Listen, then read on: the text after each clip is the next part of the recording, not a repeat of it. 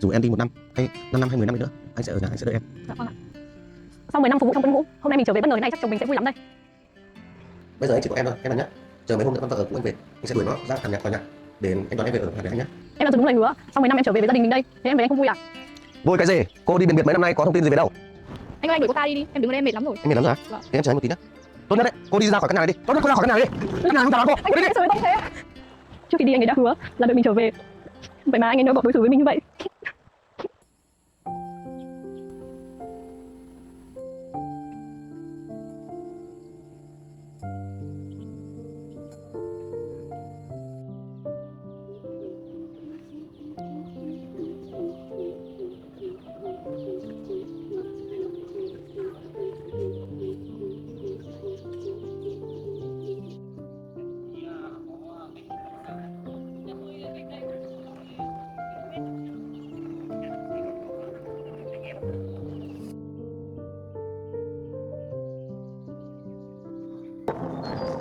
Thôi tôi tiến đồng chí đến đây thôi.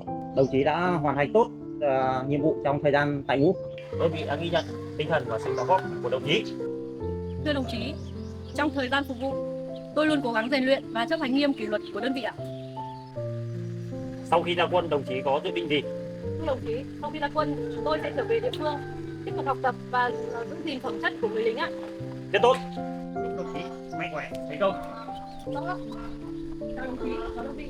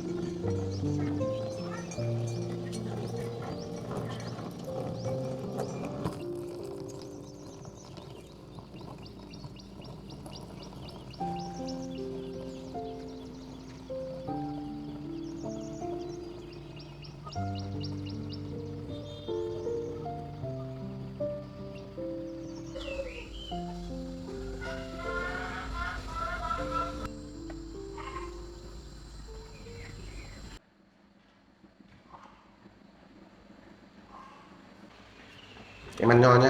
Vâng.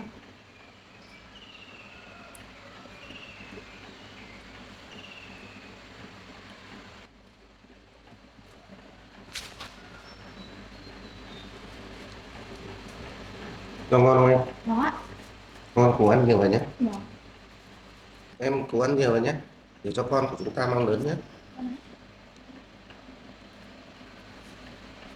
Em ăn.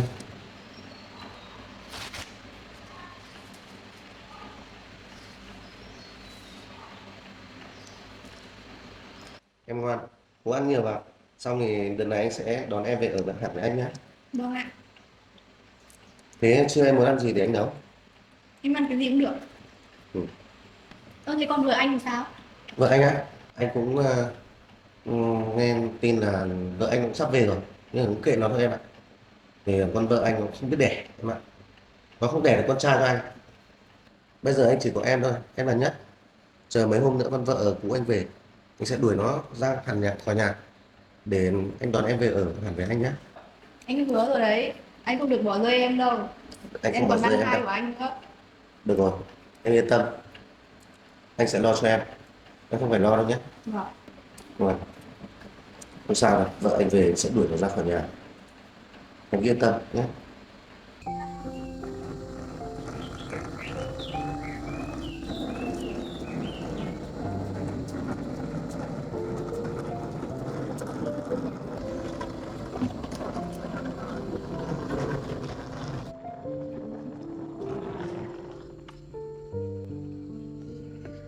Sau 10 năm phục vụ trong quân ngũ, hôm nay mình trở về bất ngờ thế này, chắc chồng mình sẽ vui lắm đây. Chồng ơi! Chồng ơi, em về rồi đây! Không biết chồng mình đi đâu rồi nhỉ? Chồng ơi! Chồng ơi! Chồng ơi, anh đi đâu rồi? Vợ anh nhỉ? Không chết. Thế còn em thì làm sao anh? Em yên tâm đi, em không phải lo lắng, không phải sợ. Chồng ơi, Để ra anh giải quyết. Em có đấy. chồng ơi, chồng ơi. Ai nhỉ? Thiên Vi à? Sao em lại về giờ này? Sao em về em lại không báo trước cho anh? Anh tưởng 2-3 năm nữa em mới về chứ. Em đã giữ đúng lời hứa. Sau 10 năm em trở về với gia đình mình đây. Thế em về anh không vui à? Vui cái gì? Cô đi biển biệt mấy năm nay có thông tin gì về đâu.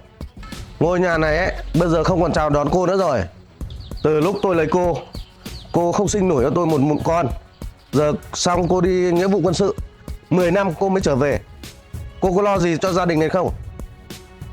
Sao anh lại nói thế? Hàng tháng em vẫn gửi thư về cho anh mà. Anh không nhận được à? Thư nào? Tôi nhận được thư gì của cô? Bao nhiêu năm nay cô chả thông tin gì về cái nhà này cả. Giờ cô về cô lại bảo là cô viết thư rồi gửi thư về nhà là sao? Vậy còn tiền thì sao anh?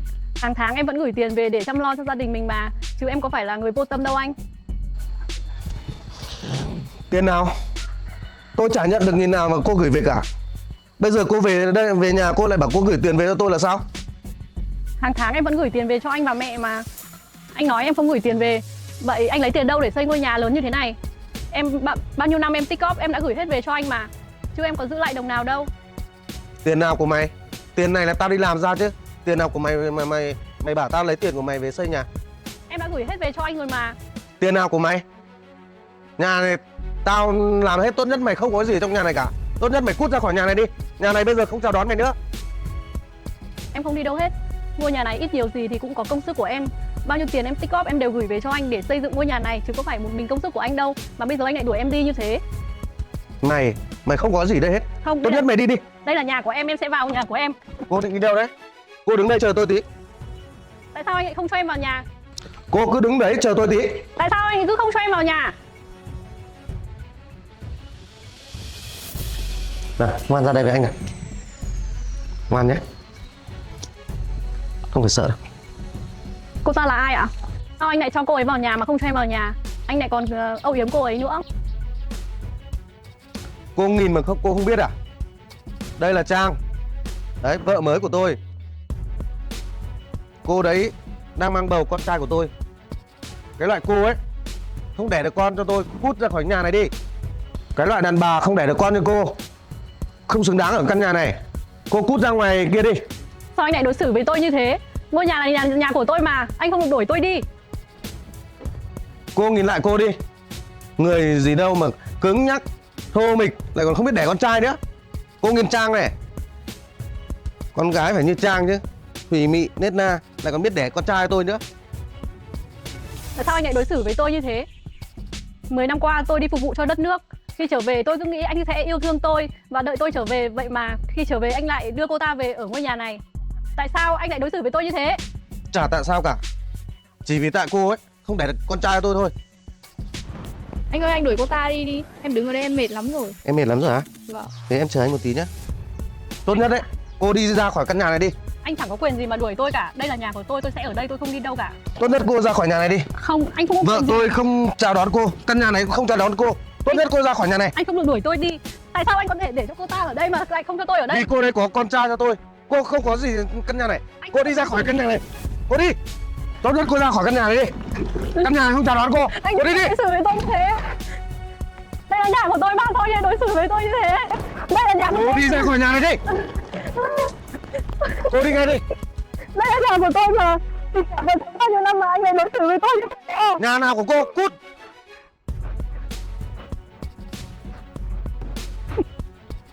Em có mệt lắm không? Anh đuổi cô ta đi rồi. Đây, em vào nhà nghỉ cho mát nhé. Đây, em ngồi được. Em yên tâm nhé. Anh đuổi cô ấy đi rồi. Bây giờ em không phải lo. Về em yên tâm. Nhé, em ở đây nghỉ ngơi để anh đi nấu cơm nhé. Em ăn gì để anh nấu nào? Đã không được. Rồi em ngồi đây nghỉ đi, anh đi nấu thì em ăn.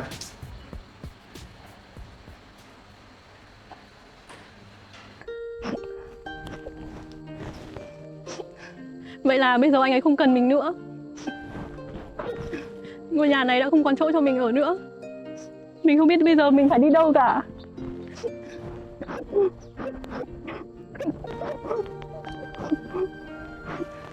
nơi này đã không còn chỗ để cho mình ở nữa rồi. Mình sẽ đi tìm một nơi để bắt đầu cuộc sống mới. Để cho anh ta phải hối hận về những gì anh ta đã đối xử với mình ngày hôm nay.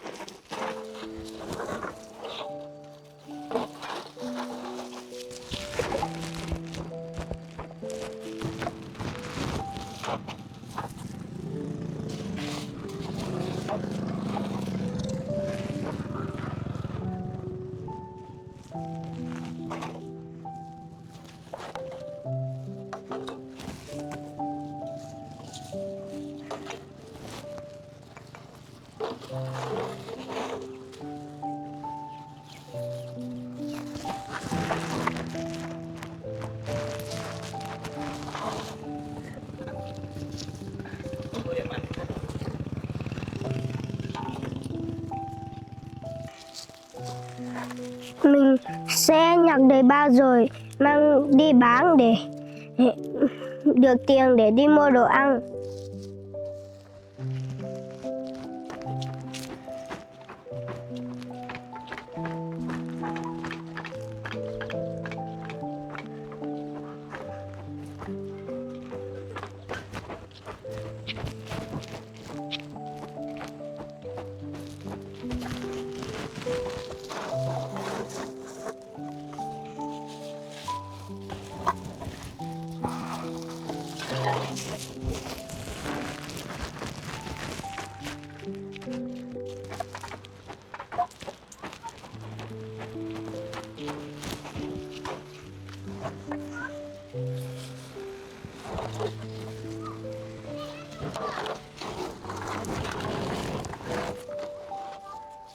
Ở đây nhiều vỏ lon quá, chắc mình nhặt hết chỗ này cũng đầy bao rồi đấy.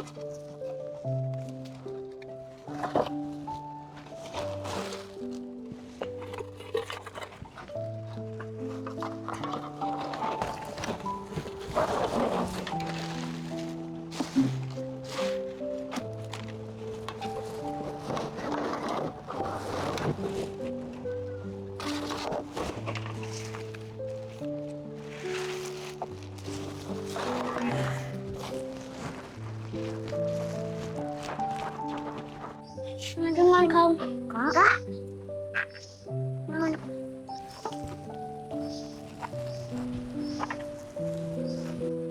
Cảm ơn nó cô con quá. Cảm ơn cha ngon quá.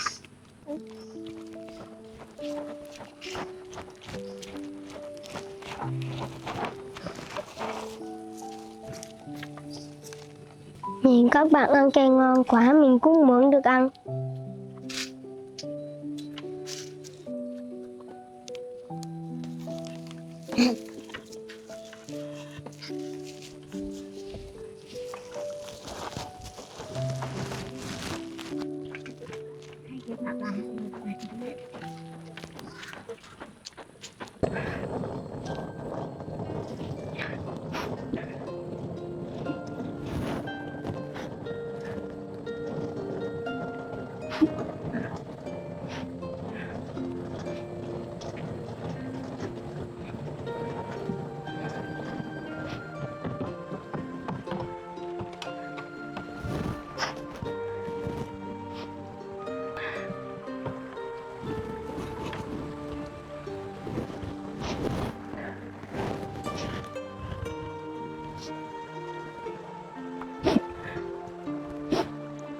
Trước khi đi anh ấy đã hứa là đợi mình trở về. Vậy mà anh ấy nỡ bỏ đối xử với mình như vậy.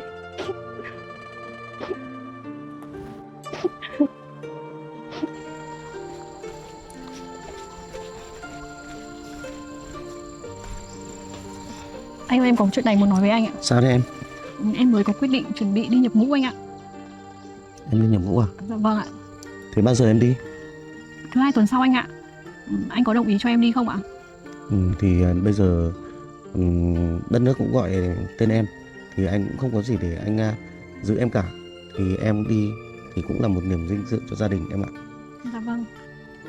Nhưng mà chúng mình cưới nhau chưa được bao lâu như vậy, em đi em cũng không yên tâm lắm. Anh có buồn không ạ? Anh có đồng ý cho em đi không ạ? Bây giờ anh cũng biết vợ chồng mình vừa cưới nhau xong, thì anh cũng không biết làm nào, thì em đi phục vụ đất nước. Thì cũng anh ở nhà anh cũng sẽ chăm sóc gia đình, nhà cửa, và anh sẽ đợi em về. Dù em đi 1 năm hay 5 năm hay 10 năm đi nữa, anh sẽ ở nhà, anh sẽ đợi em. Dạ vâng ạ. Anh sẽ đợi em trở về chứ ạ? Anh hứa anh sẽ đợi em trở về. Em cứ yên tâm nhé. Dạ vâng Không ạ. phải lo đâu. Vâng. Em đi em xa anh chắc em cũng sẽ buồn lắm đấy. Anh cũng vậy, nhưng mà vì đất nước em cố gắng nhé. Em Vâng. đi nhớ giữ gìn sức khỏe. Chắc chắn sau này em sẽ trở về với anh ạ.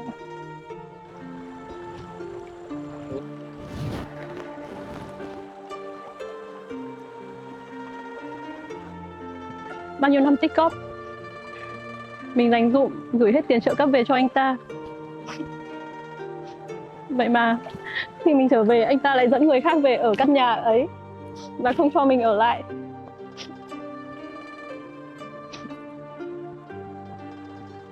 May mà trước khi ra quân, mình cũng có tích cóp được một ít tiền. Mình để dành để phòng thân, không thì giờ mình cũng không biết phải sống như thế nào nữa.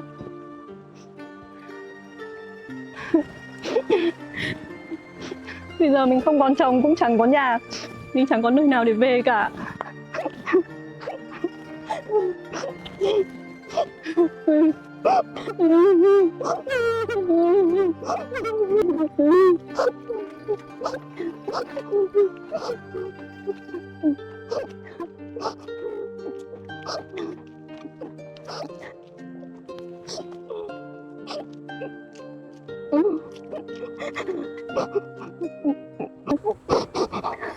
Sao lại có ai ngồi khóc ở kia?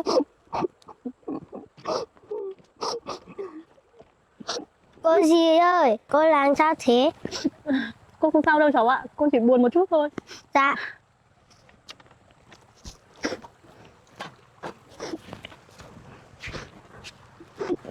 Cô ơi, cô làm sao thế? Tại sao cô lại ở đây khóc một mình?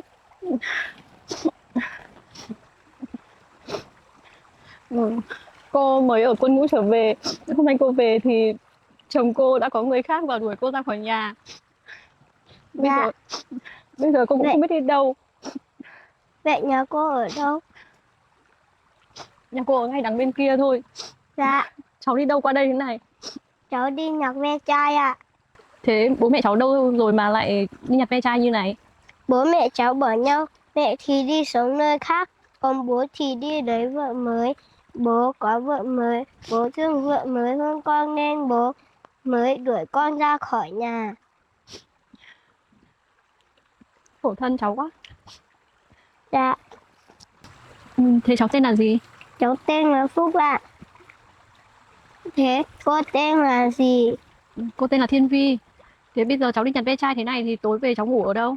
Có lúc cháu ngủ ở hang đá, có lúc cháu ngủ ở nhà hoang cô ạ. Thế thì tội nghiệp cháu quá. Vậy hai cô cháu mình có hoàn cảnh giống nhau quá. Khổ thân Phúc, bé vậy mà đã phải tự đi kiếm sống một mình rồi. Cô ơi, cháu cũng quen với công việc này rồi. Cháu phải đi nhặt ve chai đây thì nửa tối họ sẽ không lấy nữa ạ. Vậy thôi Phúc đi bán đi không là trời tối. Dạ. Cô ơi, bây giờ cũng muộn rồi, cháu đi đây. Thế Phúc đi cẩn thận nhá. Dạ vâng ạ. Cô chào Phúc. Con chào cô.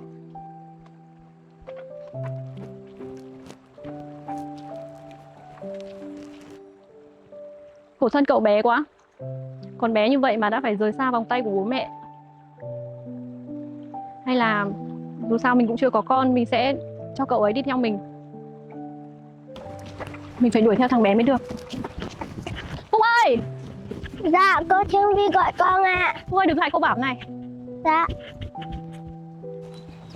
Phúc ơi, hay là Phúc cũng không có chỗ nào để đi, Phúc đi cùng cô nhá. Dạ.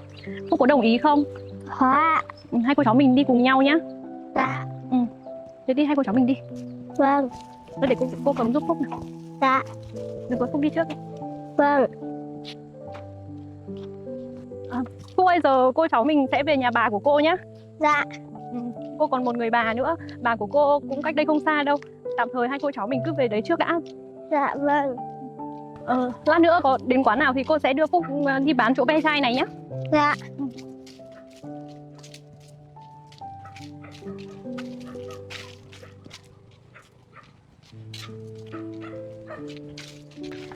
Phúc ơi, ở trong này có quán tạp hóa, chắc là người ta cũng mua ve chai đấy.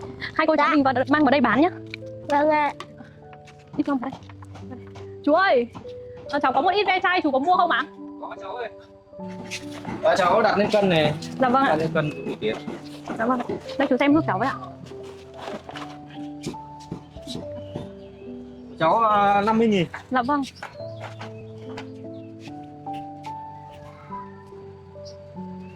Đây.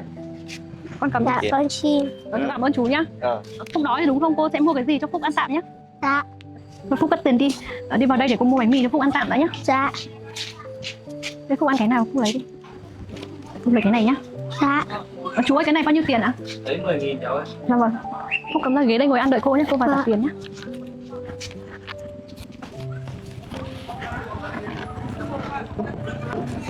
Thì cô bác qua đỡ Phúc ăn nhé. Vâng.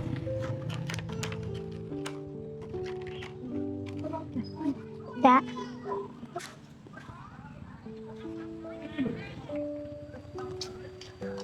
Cô ơi, bánh mì ngon quá. Vậy Phúc ăn nhiều vào nhá. Dạ. Phúc ăn tiếp đi.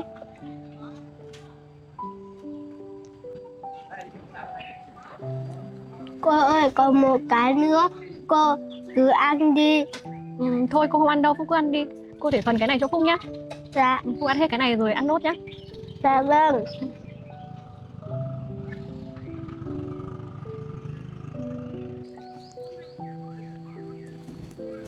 Cô ơi, cháu ăn no rồi. Vậy cô cháu mình đi tiếp nhé. Dạ. Đi, hai cô cháu mình đi thôi. Dạ vâng. Cháu chào chú, cháu đi đây ạ.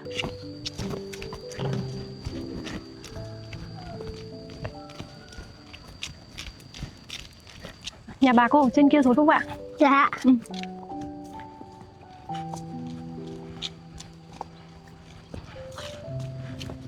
Đi, hai cô cháu mình lên đây nhanh.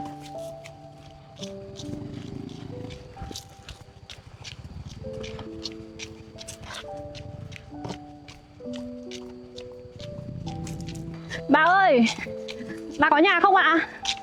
Đi cô cháu mình vào đi Phúc. Dạ. Bà ơi, bà đang làm gì đấy ạ? Cháu mới về à? Dạ vâng, cháu mới về bà. Cháu mới đến ngồi đi. Dạ vâng ạ. Đây Phúc ngồi đây. Dạ. Dạo này bà có khỏe không ạ? Dạ, bình thường. Thế cháu được về à? Sao cháu trở về đến nhà lại lên đây trước?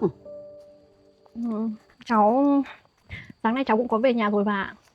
Nhưng mà giờ chồng cháu đã có người khác và đuổi cháu ra khỏi nhà. Bà thấy nó đã xây một cái nhà mới to rồi mà. Sao nó lại nỡ đối xử với cháu như vậy được? Anh ấy bảo là do cháu không sinh được con nên là anh ấy đã có người khác. Bây giờ anh ấy dẫn một người khác về nhà và cô ấy đã có thai rồi bà. Chắc là vì vậy nên anh ấy mới đuổi cháu ra khỏi nhà.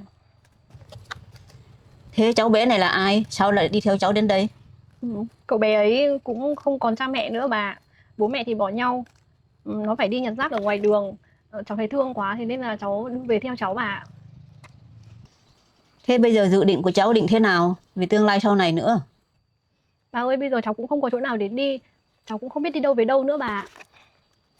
Không thì hai cô cháu ở đấy với bà đã một thời gian xem tính tiếp.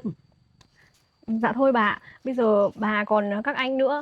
Mọi người đều có gia đình hết rồi. Cháu ở đây cũng không được tiện cho lắm bà. Chắc là cháu sẽ đi tìm một mảnh đất nào đó để thuê và làm một cái nhà nhỏ để ở tạm trước đã.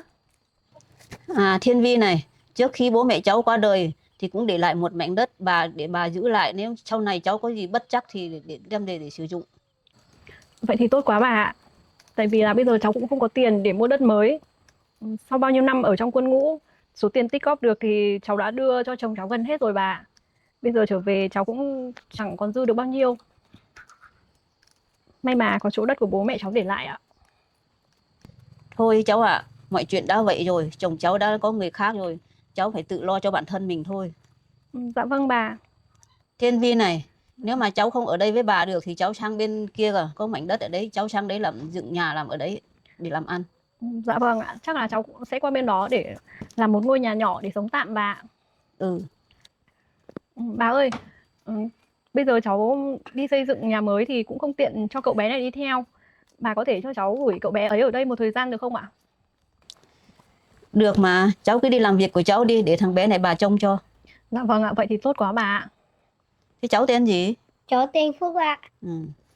Thế Phúc ở đây với bà nhé. Dạ. Cô sẽ thường xuyên qua nhà thăm bà và Phúc. Dạ. Khi nào làm xong nhà thì cô sẽ qua đón Phúc sang nhà mới ở với cô nhé. Dạ. Bà ơi, cháu còn dành dụm được một ít tiền, cháu gửi bà để bà chăm sóc cho Phúc giúp cháu một thời gian nhé bà nhé. Nhưng mà cháu cứ cầm số tiền này đi làm nhà đã, ở đây bà nuôi được mà. Cháu vẫn còn bà ạ. Thôi bà cầm cho cháu nhé. Bà cầm cho cháu vui lòng ạ. Thôi Phúc ở đây với bà ngoan nhé. Dạ. Cô sẽ thường xuyên đến thăm Phúc và bà. Dạ vâng. Bà ơi, bà ở nhà bà giữ gìn sức khỏe ạ. Cháu đi sang bên đó xem thế nào rồi có gì nay mai cháu sẽ quay lại thăm bà và Phúc ạ. Ừ. Bà cho cháu gửi lại vali ở đây nhá. Hôm nào xong việc thì cháu sẽ quay lại lấy. Ừ, cháu cứ để đây. Vâng, bà cất giúp cháu với ạ. Ừ. Vâng. Thế Phúc ở đây với bà nhá. Dạ. Cháu đi đây bà. Ừ. Cô đi nhá Phúc nhá. Dạ vâng. Phúc ở với bà ngoan nhé, cô đi đây. Dạ.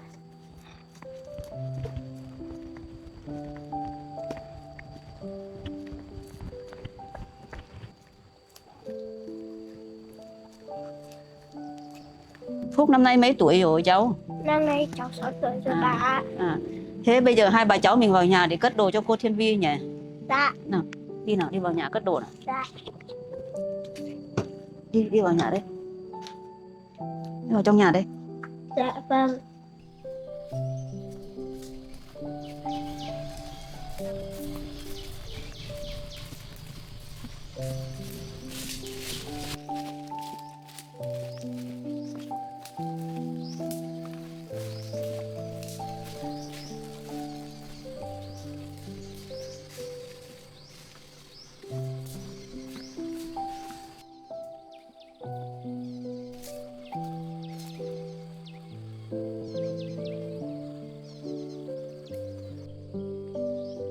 Đây là mảnh đất mà bố mẹ đã để lại cho mình.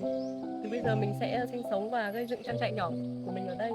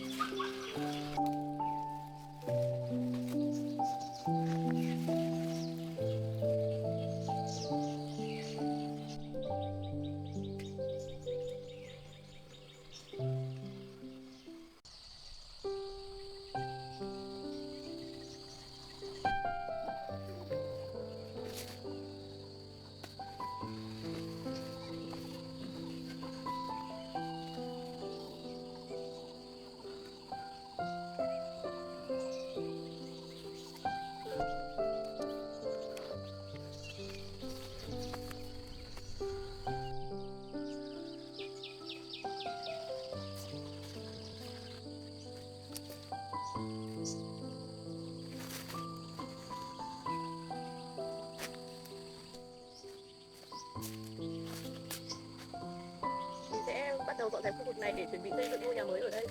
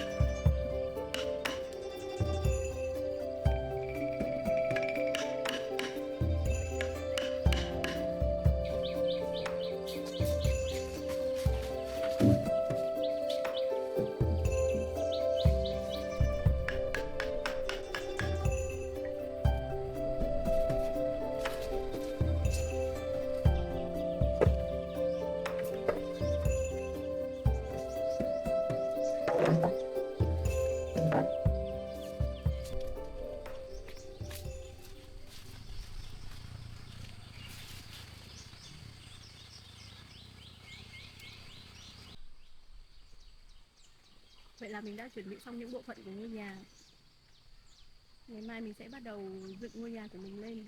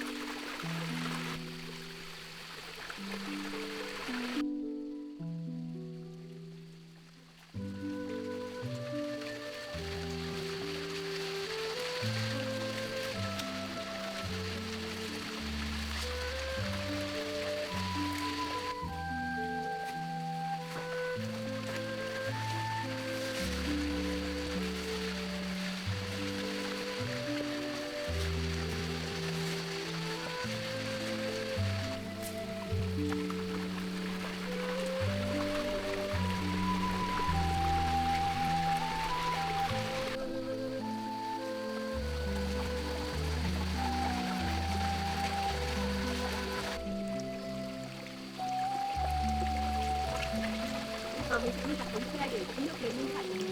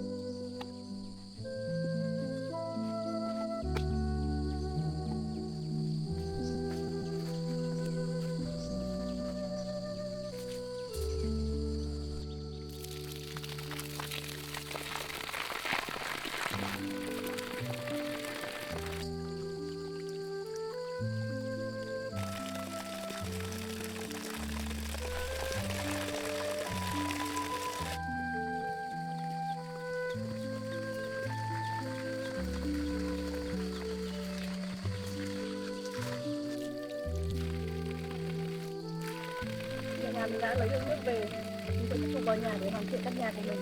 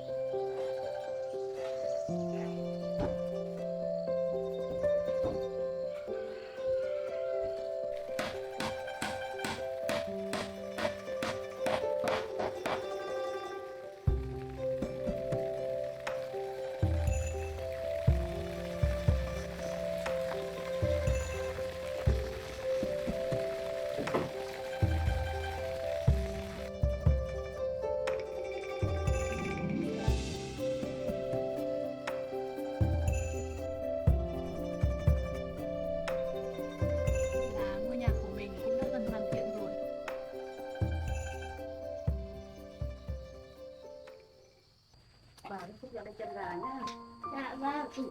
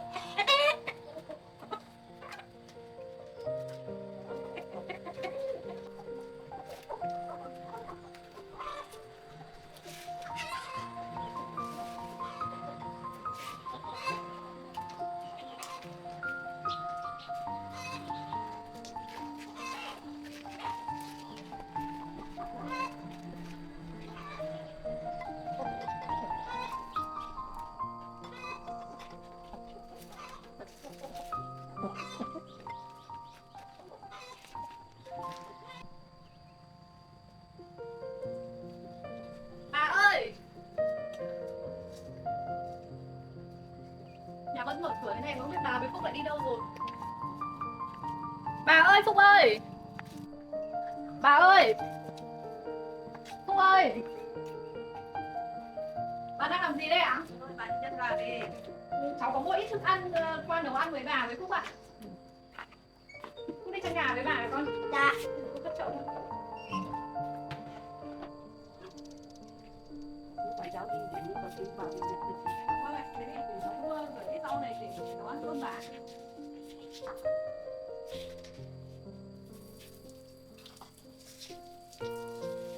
Để cháu vào lấy cái bê rổ nhé bà nhé. Là để cái này nó nhiều bài được ăn khác. Làm là ta chín ngon lắm. Để cho nhiều. Con của bà bé đâu à? Bà cho bà cháu mình nhà sau để đúng rồi bà nhé. Thì cháu lên sau đây hai bà cháu mình nha.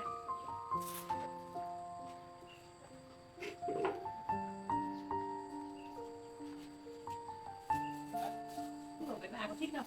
Có ạ.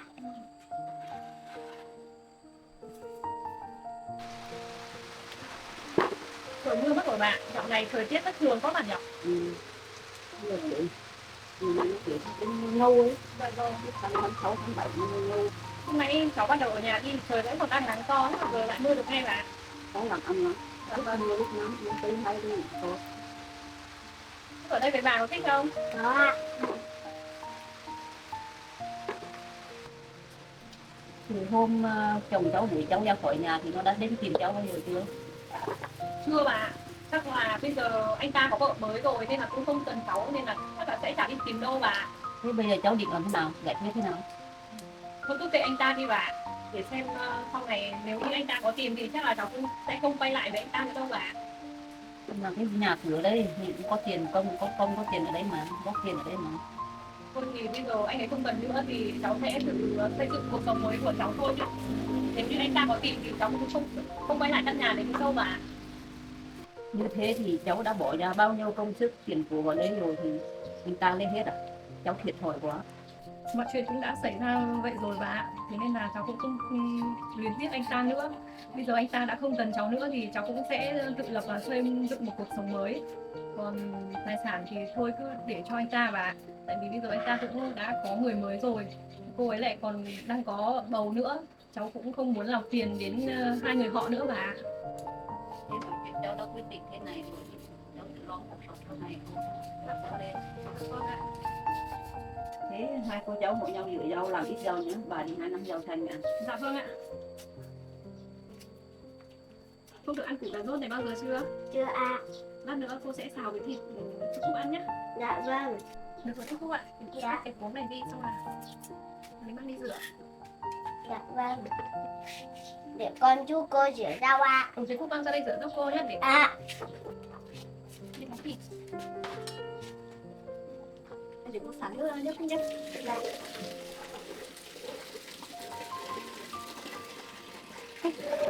Mà kiểu này nhá. Dạ vâng. Thì không bảo thịt đâu. Ôi trời.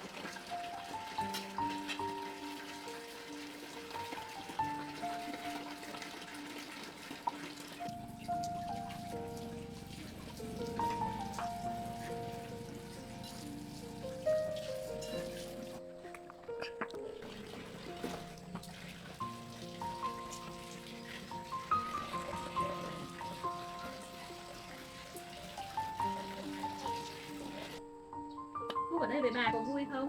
Dạ có ạ. Bà có đồ ăn ngon, bà toàn để dành cho con ăn thôi ạ. Cô ngoan lắm. Dạ vâng. Thế Phúc ở đây với bà cô cũng phải thật ngoan nhá. Vâng ạ. Hôm nào bà cô làm mọi thứ xong ổn định thì cô sẽ đón Phúc về.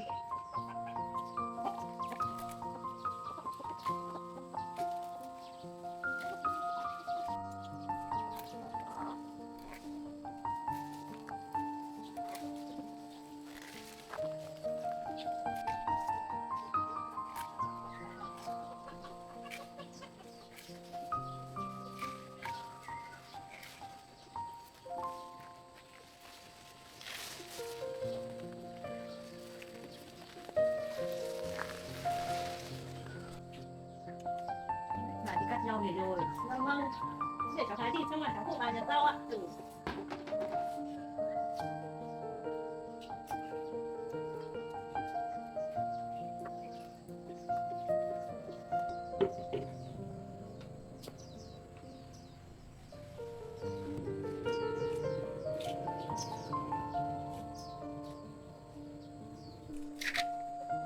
Bà ơi rau này tươi ngon quá rồi nhỉ?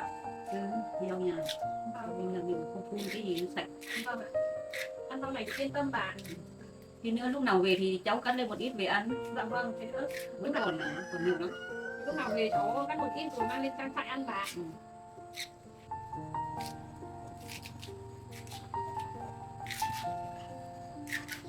Bỏ vào đây nhé. Đây của Phúc cái cô chia này được chút. Dạ.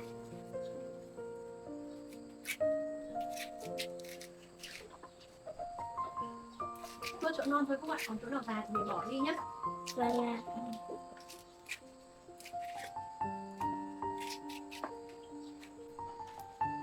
Thì bây giờ cũng xong rồi cháu mang vào nấu ăn đi. Dạ không? Bà đi xem dụng một tí. Dạ vâng. Bà Thế ơi, cho con đi cùng bà với. thế bà với Phúc đi phân ruộng nhé. Cháu mang vào nhà cháu nấu ạ.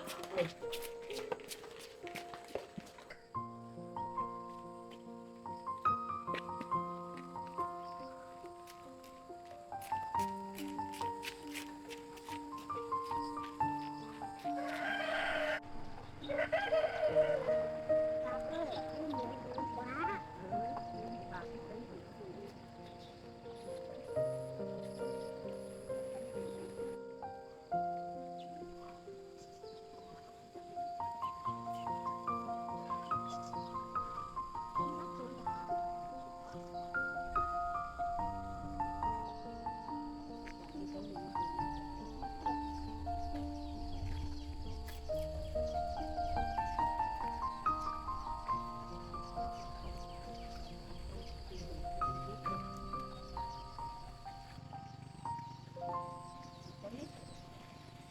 Bà ơi, con còn này để cháu rồi có giúp bà nha.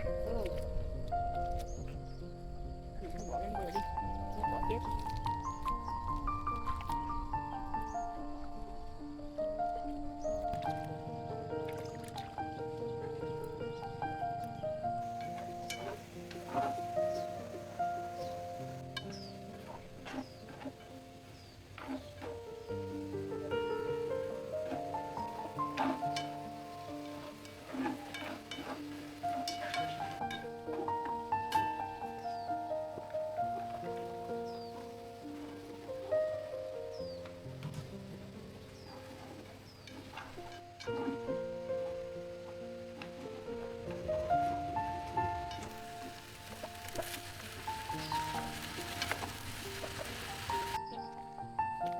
Hoa bắt đầu nở này.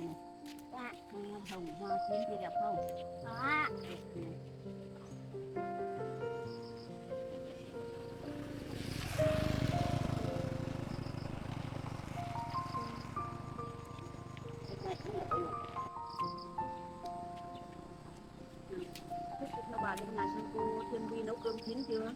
Dạ.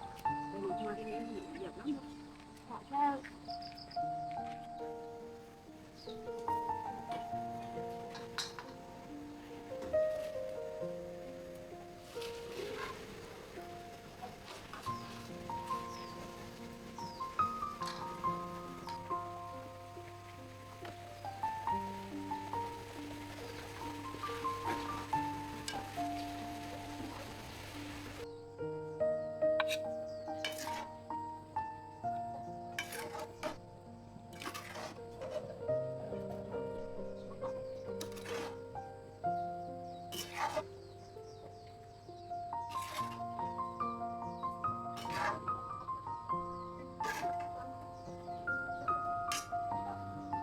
Vậy là mình cũng nấu xong rồi.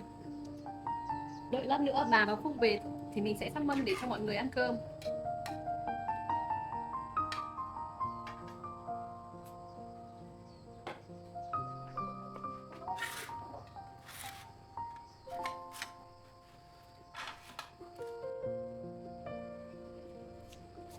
Thiên Vi ơi, bà về rồi, có cần bà giúp cái gì không? Dạ cháu nấu xong rồi bà.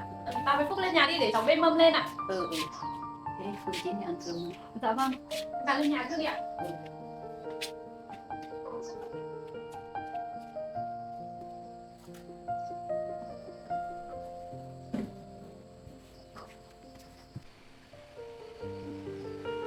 Bà ơi, Phúc ơi mình ăn cơm thôi ạ.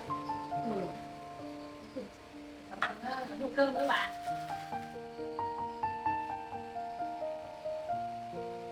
Bà ơi, con yêu đi nữa đồ ăn ngon chán quá. Thế thì Phúc ăn nhiều nhá. Dạ.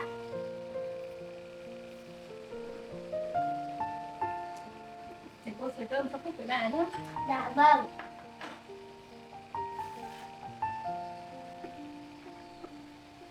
À, Phúc ăn đi ạ.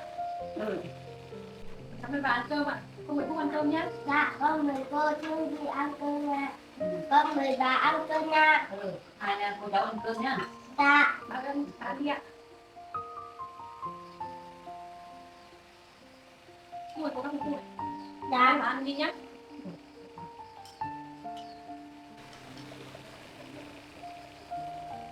Rau này ngon quá bà nhỉ.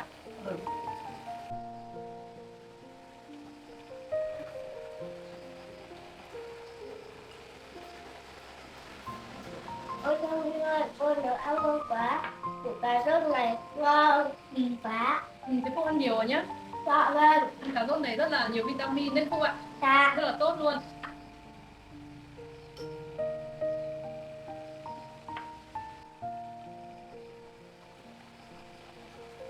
Phúc ăn đi, Phúc ăn cả thịt nữa nhé. Dạ. Ăn nhiều vào.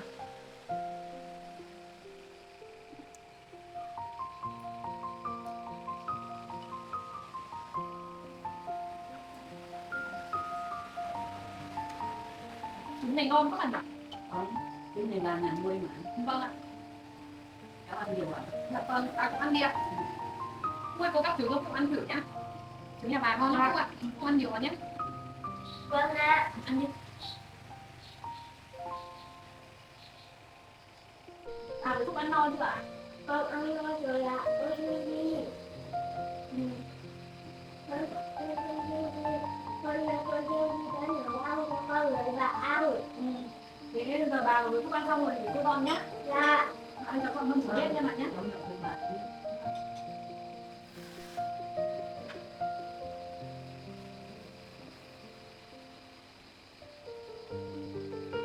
Phúc cầm cái này không rất được không? Có ạ.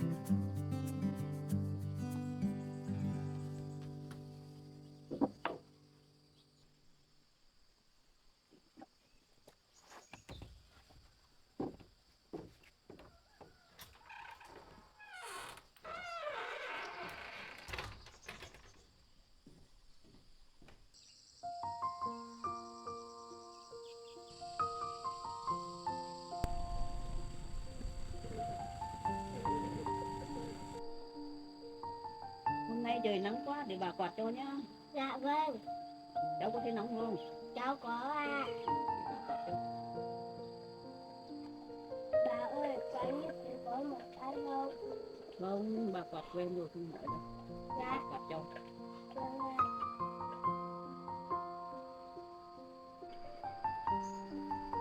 Sao với Phúc đang làm gì đấy ạ? Hai bà cháu ngồi chơi thôi. Dạ vâng. Cháu đang bảo là lên đón Phúc đi chợ mua ít đồ mà. Vâng. Phúc ở nhà với bà có ngoan không ạ? Có ạ. Hôm qua ăn được mấy bát cơm? 2 bác ạ. Ngon lắm. Thế bây giờ cô dẫn Phúc đi chợ mua ít đồ trước nhé. Dạ, Bà ơi cháu đưa Phúc đi chợ rất sớm rồi sợ trời nắng quá bà. Ừ. Vâng, lát nữa về cháu chơi với bà sau nhé. Ừ. Đi Hai cô cháu cứ đi đi. Dạ vâng. Dạ, hai cô cháu đi sớm cho nó đỡ nắng nhá. Dạ vâng ạ. Cháu đi một lát rồi cháu về luôn bà. Ừ. con chào bà ạ. Ừ.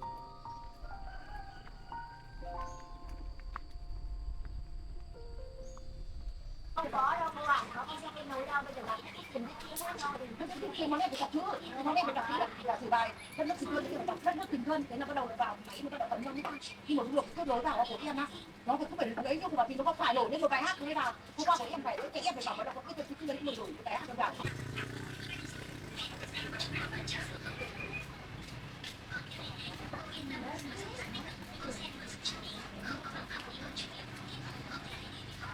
Ăn lên nào.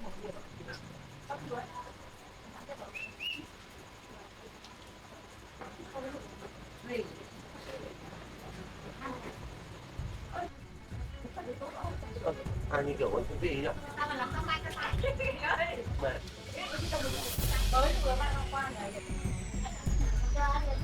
này có người như thế sao lại có thể con nữa này? Hay là bao nhiêu năm nay nó trốn được đi không trai này?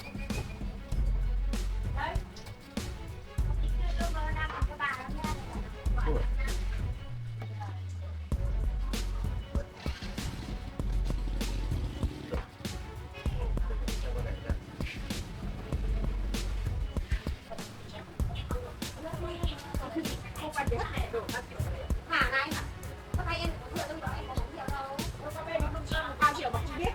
Một phát.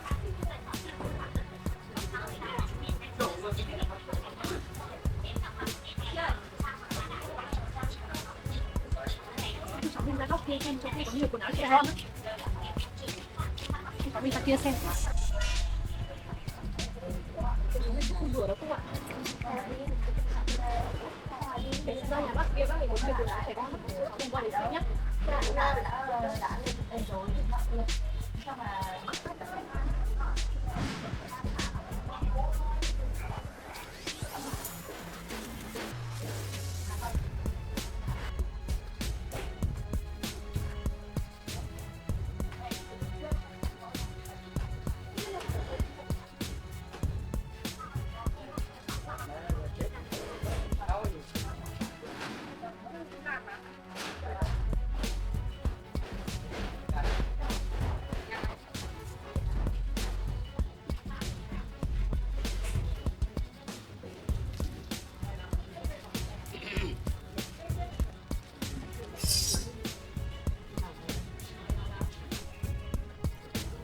Em lấy không thử nhé.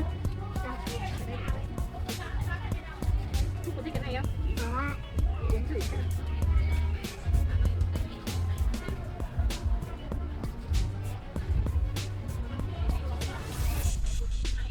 Sao cô ấy bảo với mình là đi lính 10 năm mà giờ cô ấy về lại có một đứa một thằng cu khoảng thời gian mà cô ấy đi lính nhỉ? Có phải là con là của tinh vi không biết được, hay là cô ấy đã lừa mình suốt thời gian qua, cô ấy đã có con với người khác.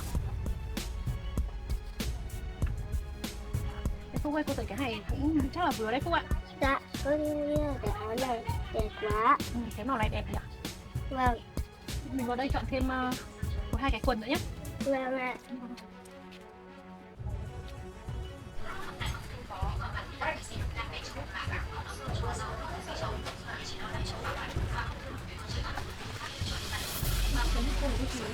Dạ.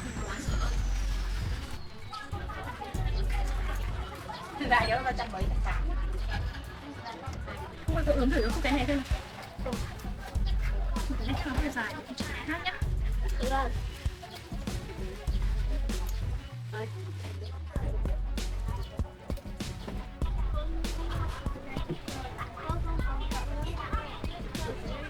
Mình có thanh toán nhé.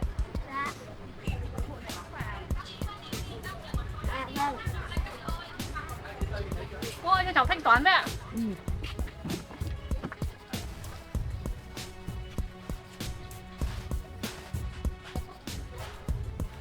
Tôi thanh toán cho cháu này.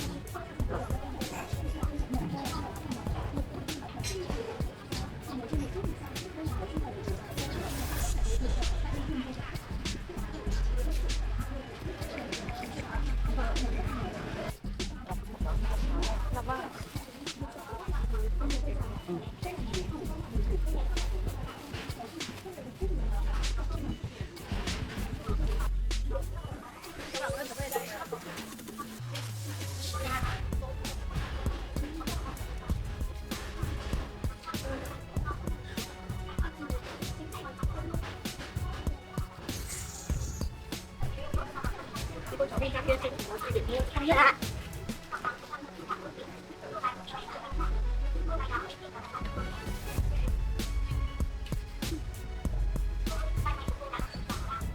Các xe can gọi gì rồi này? Alo, đang à anh đây? Rồi anh về luôn nhé. Rồi anh về luôn. Về anh tí. Rồi anh về luôn nhé.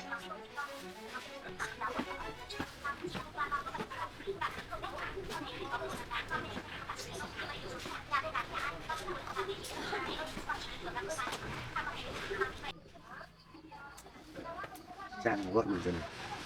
Không, mình phải đi theo cô ta xem cô ta chung sống với ai. Bao lâu nay cô ấy cắm sừng mình. Thôi, bây giờ mình phải về đón Trang đã.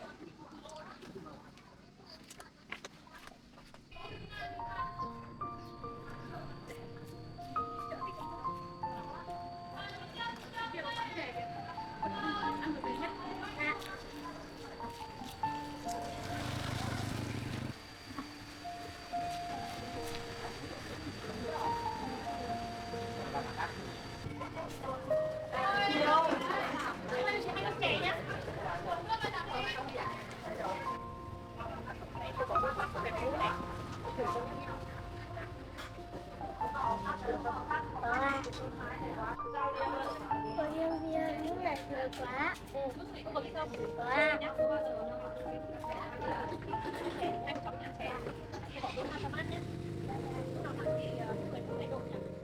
vâng.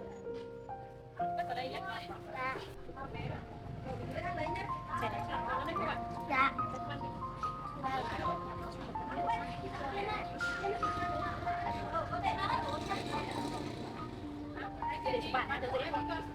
Dạ.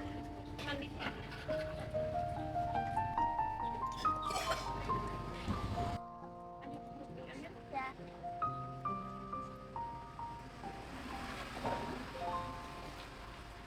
Cô thương yêu. Dạ.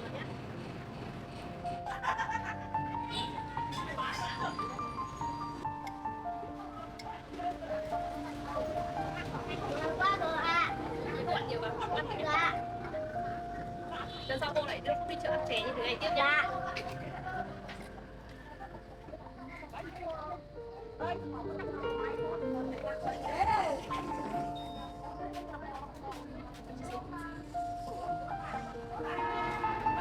Cô ăn bánh này.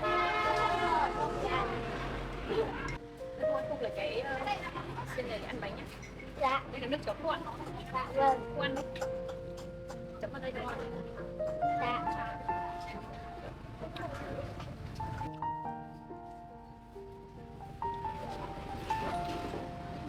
Cô không ăn gì ạ? Bánh ngon không? Đó ạ. Thế cô ăn đi. Vâng.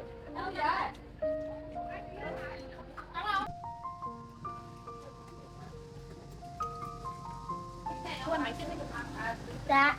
Ăn đi.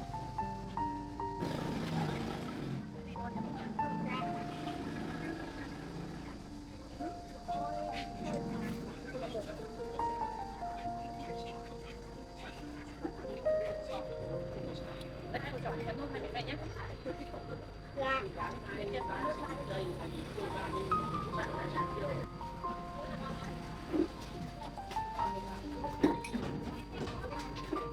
Con sẽ không nhận. Dạ. Anh phải cho cô cháu đi ăn chè tiếp nhé. Dạ.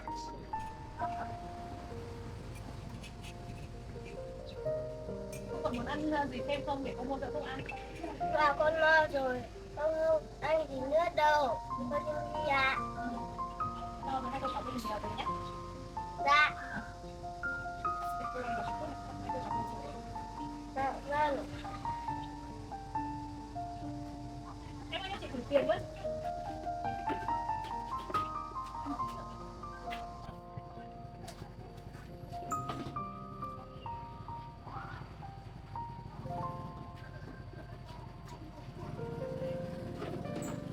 Thì cô ơi, hai con cháu mình về đi. Dạ. Dạ vâng. Thế món gì nữa không?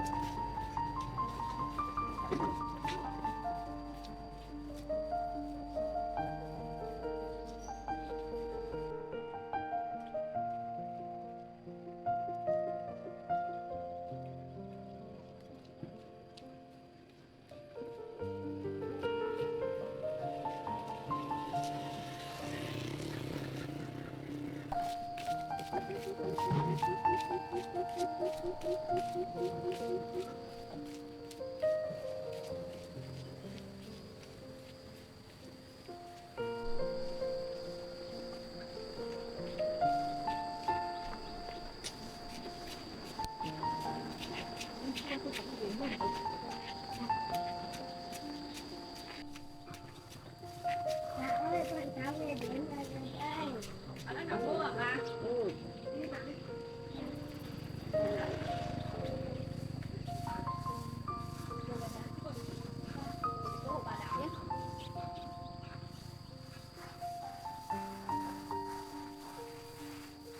Của đấy bà. Bà ơi, làm thế này thì phơi ngô tốt các bạn nhỉ? Mong mãi hôm nay mới được trời nắng, bà tranh thủ lấy ra phơi, không có sợ nó mốc hết đấy. Dạ vâng. Ô, nước từng nước thuốc của Không uống được. Dạ. Hôm nay hai cô cháu đi chợ mua được cái gì không? cháu mua cho Phúc ít quần áo cả, với cả là mua cho Phúc cái mũ nữa ạ, để trời nắng thằng bé nó có mũ để đội. Bạn thấy quần áo của thằng bé cũng cũ hết rồi. Dạ vâng, nó cũng chẳng có người thân nên là cũng không để dành được tiền mua quần áo mà cháu thấy nó tội nghiệp quá, thế nên là mới đưa nó đi mua quần áo ạ. Thế nhà cửa cháu làm đến đâu rồi? Phần nhà thì cháu xong rồi bà, hôm nay cháu cũng đã lợp lốt mái rồi, còn bếp thì cháu đang làm dở bà.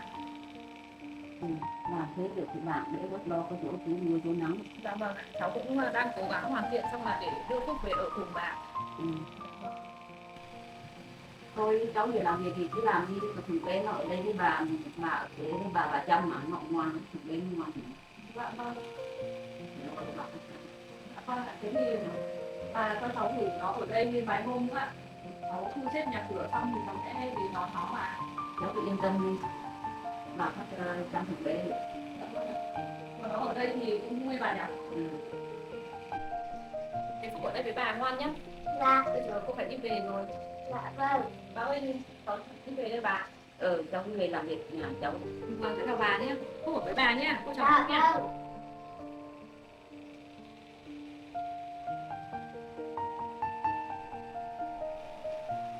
Bà ơi, con nghe cô chưa đi mua cho con nhiều quần áo với bà. Toàn quần áo đẹp nhỉ. Dạ. Bà giặt xong thì hãy mặc nhá. Dạ vâng. Toàn quần áo đẹp nhỉ.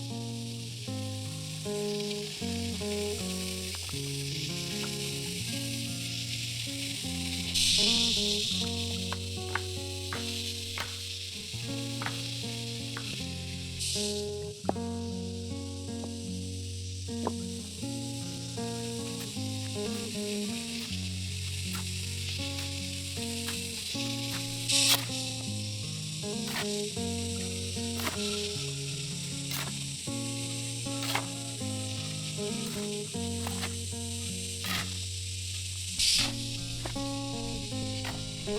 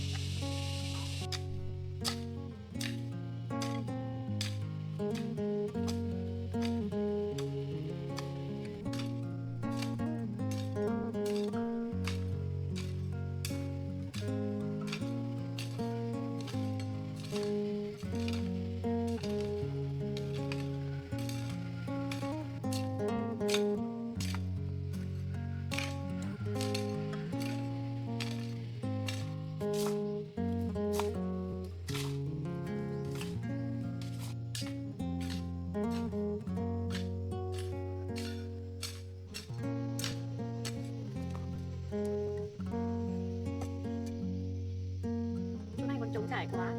Mình sẽ lên luống và đi vào rừng tìm một ít cây xanh về trồng.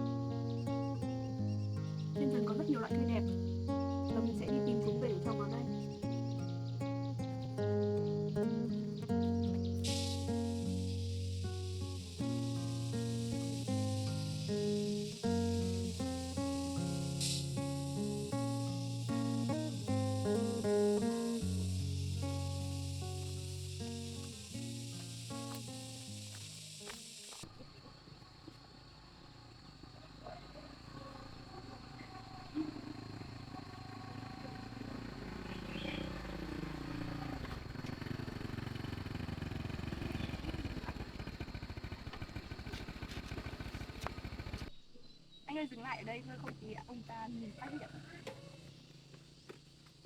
Để anh đưa em vào nhà nhé. Chắc ông ta đang ở trong nhà đợi em để anh ạ. Em cố vào định nói thằng già đấy nhiều vào em ạ. Thằng già này lắm tiền lắm. Anh cố gắng đợi em sẽ lừa hết tài sản của ông ta. Rồi em ạ. Em cố gắng vào lừa nốt căn nhà và cái sổ đỏ của ông ta nữa. Rồi căn nhà này sẽ là của chúng ta. Vâng, em đến đây làm ta phát hiện. Thôi em vào nhà đi.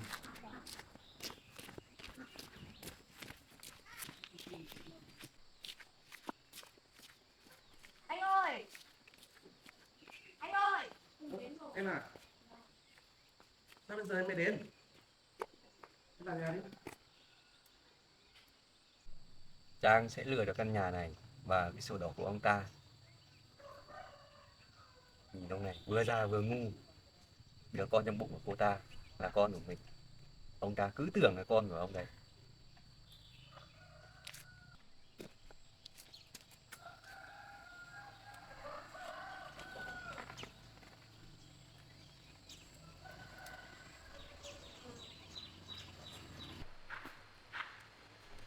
Đây em ngồi đây đấy. Ngồi đấy. Em đi đường chắc cũng mệt lắm rồi nhỉ? Vâng. Em còn nóng không? Để bật bật nhé.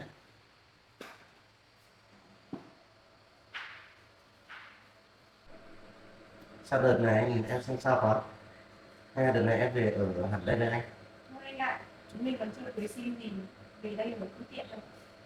Bây giờ em mang bầu, con trai của anh, em ở một mình anh không yên tâm. Thôi em ở một mình cũng được, nghĩa là anh thương em. Anh thì lúc nào cũng em yên tâm không ấy thì em về ở với anh. Em cứ yên tâm, anh đuổi với vợ anh đi rồi. Bây giờ anh chỉ có em là con thôi. Anh cần gì thì cứ bảo anh nhé. Em bận rộn thế này mà anh vẫn dành thời gian cho em cảm thấy rất là hạnh phúc anh ạ. Anh cứ yên tâm đi, em chăm sóc đứa con trai của anh thật là tốt. Anh nói thế thì anh thấy rất yên tâm. Anh chỉ vui khi được ở bên cạnh em thôi. Tôi nghĩ đến con vợ già anh em cũng phát chán cả đêm. Thế anh đã xử lý được cô vợ anh chưa? Em sợ thì cô đấy về làm khó dễ với mình. Em sợ lắm anh ạ. Em không phải lo đâu. Anh đã đuổi cổ cô ta đi rồi. Cô ta không nắm các mặt về căn nhà này nữa đâu. Em cứ yên tâm nhé. Căn nhà này sau này sẽ thuộc về em và con. Em hứa được anh nhé, không được tất được cho em đâu. Rồi anh hứa mà, em yên tâm nhé, không phải lo đâu. Mà Trang này, anh có quà tặng cho em đấy. Quà gì anh? Em chờ anh một lát nhé.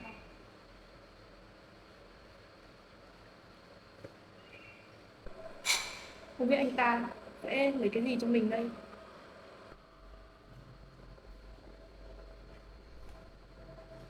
Chắc là Trang sẽ rất thích món quà này.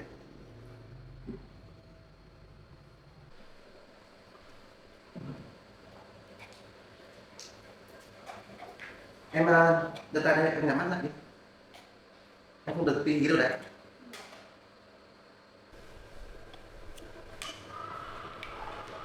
Em đưa tay đây cho em.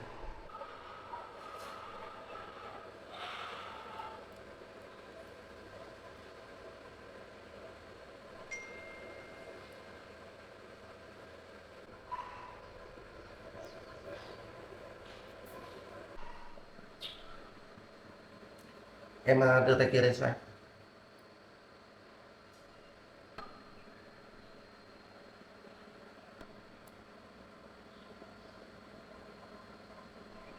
Được rồi, em mở mắt ra đi. Em có thích không? Em có ạ. Đấy, em mua cho em ấy. Vâng, Có đẹp đẹp quá không anh em? ạ.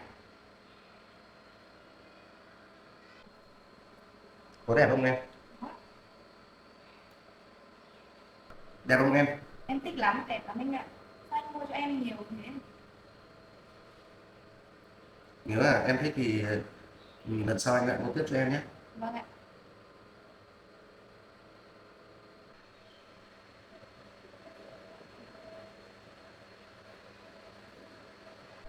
Anh thấy hai chiếc vòng này rất hợp với em.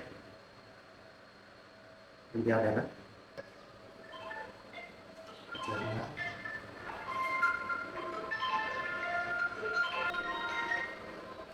Alo.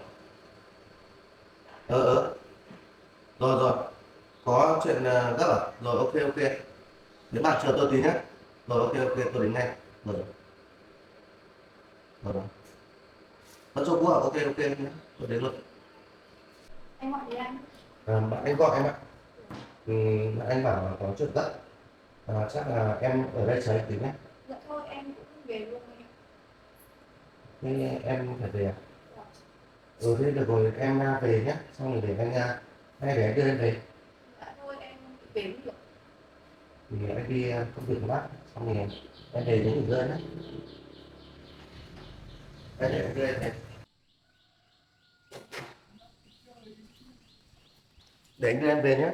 Thôi anh tự về để hôm sau ra thăm anh ạ. Ừ thế em về cẩn thận nhé. Em về đi. Vâng.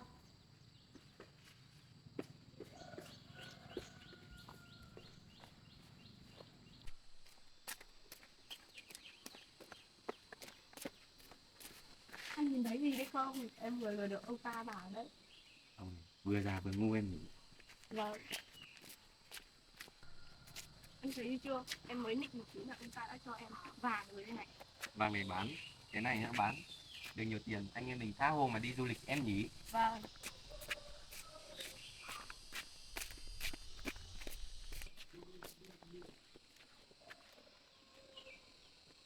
Em giỏi thật đấy.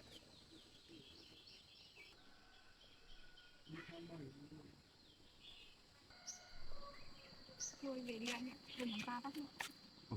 Anh em mình về thôi.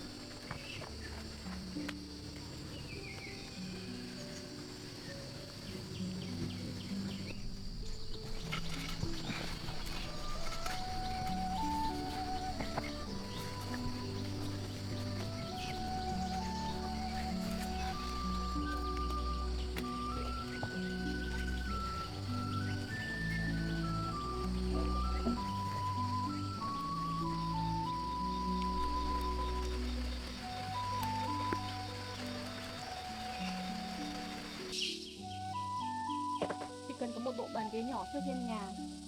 Sau những ngày đi làm việc vất vả, mình ngồi đây và nhìn hàng cây đang lớn dần, mình cảm thấy mọi mệt mỏi đều xứng đáng.